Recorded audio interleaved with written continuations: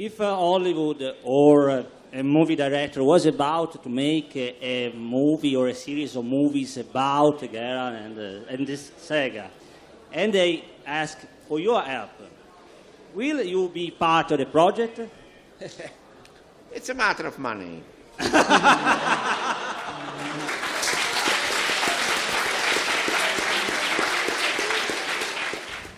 Jak akurat tłumacz uznaje, że to, co ja uważałem za tak śmieszne, że aż boki zrywać, tłumacz gapi się na mnie i mówi, a co w tym jest śmiesznego?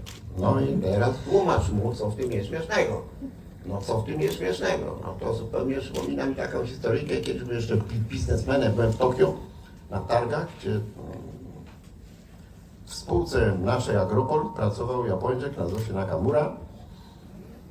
No i ja któregoś razu głupia Frant, mówi tak, Nakamura, chodź, no powiem ci dowcip. No i powiedziałem mu dowcip. Przychodzi, mówi, baba do lekarza z piłą w dupie. I lekarz pyta, co pani jest? O, ona mówi, przerżnęli mnie.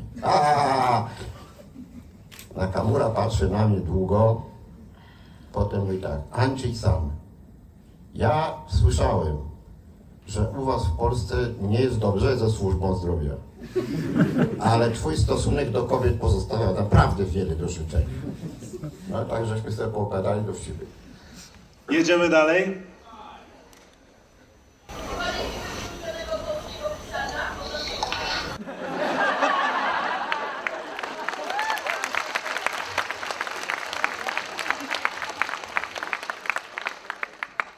Jeżeli tak stawiamy sprawę, to nie. A jeżeli byśmy postawili tak obok? A to mi się jakoś skończyło na Lemie. Proszę was bardzo. Polska fantastyka skończyła mi się na Lemie, od tamtej pory nic w niej nie zaszło, co... Oprócz mnie oczywiście. Proszę. A kto to jest Dukaj?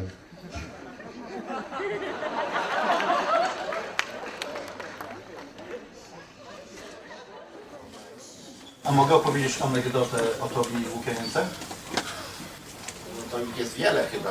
No ale to opowiem ten najładniejszy. A to była tą najładniejszą. Mianowicie na konwencie Andrzej Sapkowski w Rosji jest traktowany jako wielki gwiazdor. Kolejki olbrzymie się ustawiają. Ruski katolik притворяется na Poliaka. I duża kolejka po autograf się ustawiła. Wśród tych pisarzy, wśród tej kolejki był właśnie Łukianienko, wielki gwiazdor rosyjskiej fantastyki.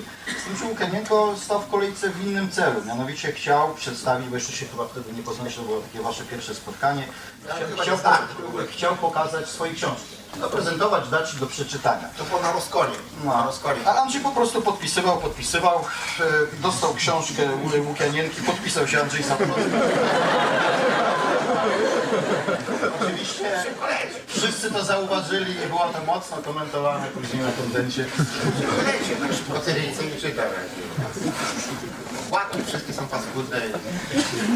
No właśnie, Skąd człowiek może wiedzieć, co podpisuje, prawda? dzisiaj podpiszemy, no właśnie.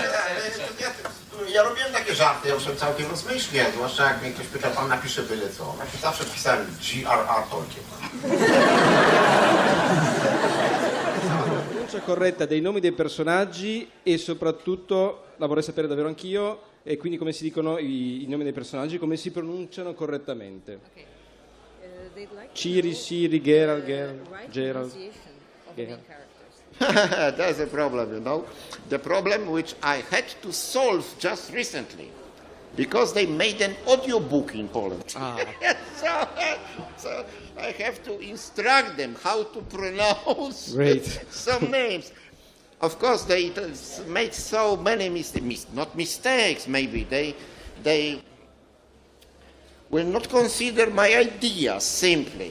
They thought that put two letters together, E and E, must be read like in English, E. But I said, why? It is not English. It is some fantastic speech. E quindi come si dicono? So please tell us, pronounce I don't know how.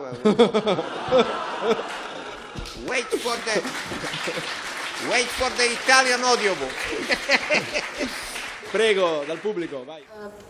Wobec powyższego kilka słów o tym, czy przyjeżdżasz na Polkony, jak lubisz publiczność polkonową, a ja tymczasem będę już zaglądała, czy ktoś ma pytania. Proszę podnosić rączki i tak jak mówiłam. Powiedzieć, jak powiem, że nie lubię, no to będzie poruta, prawda? Jak powiem, że lubię, to będzie kłamstwo. No więc nie wiem, jak wybrnąć z tego pytania. To jest tak sobie taką środkową drogą, tak umiarkowanie lubię. O, tak to nazwijmy. Umiarkowanie lubię, a z drugiej strony no, mam pewne poczucie obowiązku. Jednak pewne obowiązki się też i ma. Ja bym bardzo chętnie zamieszkał na szczycie wieży z kości słoniowej i w ogóle nie zwracał uwagi na publiczność. To jest moje marzenie. No, ale jest to marzenie niespełnialne. No niestety muszę się kontaktować z tymi małymi ludźmi, na choćby przy płaceniu podatków, prawda? No, a generalnie no, fani stoją u mnie ciut wyżej niż poborcy podatków. No, ale ciut Słuchajcie, wyżej. tak ja powiem, nie wierzcie mu. Andrzej jest człowiekiem, który na konwentach, jak sam mówi, daje do ostatniego klienta, nie odmawia autografów i nawet jeżeli ma do wyboru spotkanie z publicznością albo wywiad medialny, spotkanie z mediami i tak dalej, zawsze wybiera publiczność. I wyraźnie mówi, jeżeli podchodzi do niego fan, to Andrzej rozmawia, jeżeli podchodzi do niego media, to mówi nie.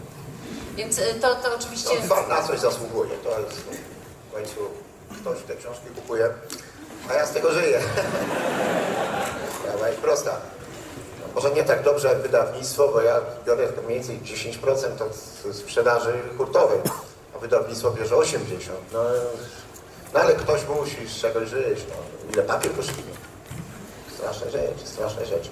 A tak generalnie to Foka ma rację. Ja jakoś może nie przepadam za fanami, nie darzę ich taką miłością bezgraniczną, typu, że kładę się na ziemi, liżę języki od butów albo i gorzej, ale też i rzadko biję, naprawdę rzadko.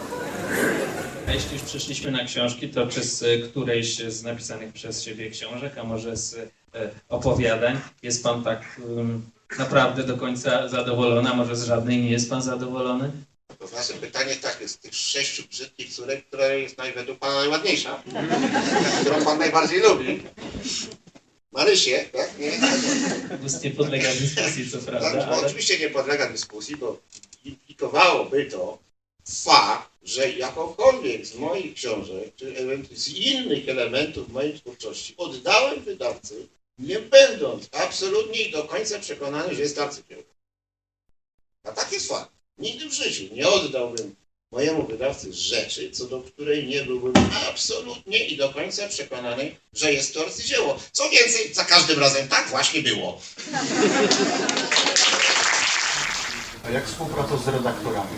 Czy redaguje Mirek Twoje rzeczy, czy Ty skorzystałeś na tym, czy tylko i wyłącznie redaktorzy skorzystali na tym pomocy? Chciałoby się powiedzieć, i nie będzie w tym wielkiej przesady, jeżeli powiem, że moich książek poprawiać się nie trzeba. Czyli skorzystał redaktor. Ale prawda jest taka, bo jednak dajmy ci prawdzie hołd, że korekta zawsze jest potrzebna i zawsze się przydaje. Ja miałem w życiu duże szczęście, że trafiałem na dobrych redaktorów i na dobrych korektorów, takich, którzy byli podatni do dyskusji, ale z kolei oni, jeżeli kiedykolwiek trafi im się powiedzieć o mnie słowo, no też liczę na to, że część mi oddadzą, że naprawdę, że wielkiej pracy, jeżeli chodzi o korektę, nad moim tekstem raczej nie ma. Co nie znaczy, że nie przydaje. Dobra, Andrzejku, powiedz o początkach, kiedy ty nie wiedziałeś, że na końcu zdania stawia się kropka. To było dosyć Kropka nie należy do fabuły.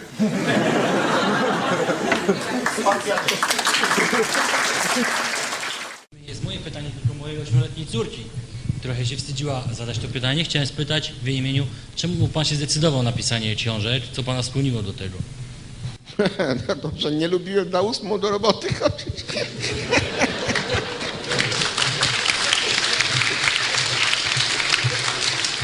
Książka jest książką, literatura jest literaturą, gry, komiksy, filmy są tylko i wyłącznie adaptacjami. Nie mogą pretendować w żaden sposób do tego, że są sequelami, prequelami, czy coś tam się dzieje. Czy myślisz, że jak wpadnę na pomysł, a kto wie, czy nie wpadnę, że napiszę sequel do Wiedźmina dziejący się dużo, dużo później, po tym, co się skończyło, prawda, w Pani Jezioro. Któż zabroni bogatemu spać w kaloszy? Nikt. Zechce i napisze. Sądzicie, że ja się będę kierował tym, co było w grze?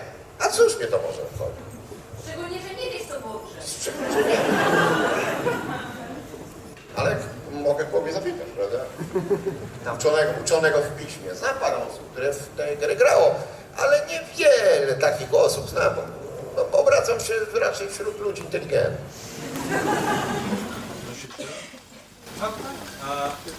Czy zgodziłby się Pan na powstanie kolejnego filmu o Wiedźminie, gdyby był kręcony do Amerykanów? Tam, no, wszystko to zależy od strony artystycznej.